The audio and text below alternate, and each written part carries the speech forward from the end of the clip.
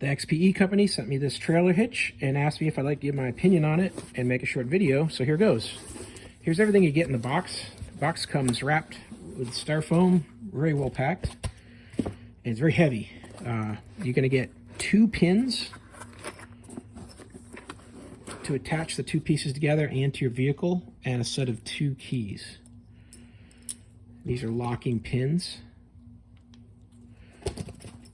Then you're going to get the ball portion, extremely heavy. It's going to have 2 sizes, the large 2 and 5/16. This is the size I would need on my 16-foot trailer. And then a 2-inch ball for more common, smaller trailers, maybe a 5x7, maybe a 10-foot trailer. And then this adjustable slide here is going to go onto this portion, which goes into the carrier on the back of your vehicle, the receiver hitch. So you're going to attach your receiver hitch here into the vehicle. It's got 2 positions here, which is good, depending on the depth that you're allowed within your vehicle setup. And then a long drop. In this case, this is an 8-inch. And you're just going to find what is the right height for your application.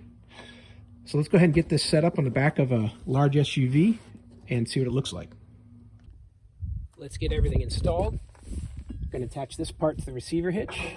I'm going to use the shorter pin. These are 2 different sizes. The longer pin will be for this, and this will be for the upper. Take your lock and just press it into place and it'll lock. Then I'm going to determine which size ball I need. For today, I'm going to use the smaller trailer, so I'm going to use the 2-inch ball.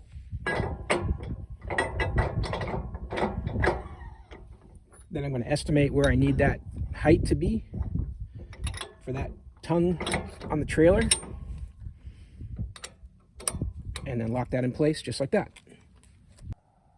Here I've got my trailer hooked up to the hitch, and you can see it looks okay, but the back end is still a few inches lower than the front end of this trailer here. It's just not level. So I'm going to use those last 2 notches in the trailer hitch to lower the ball 2 more, and then that should be just perfect for this setup.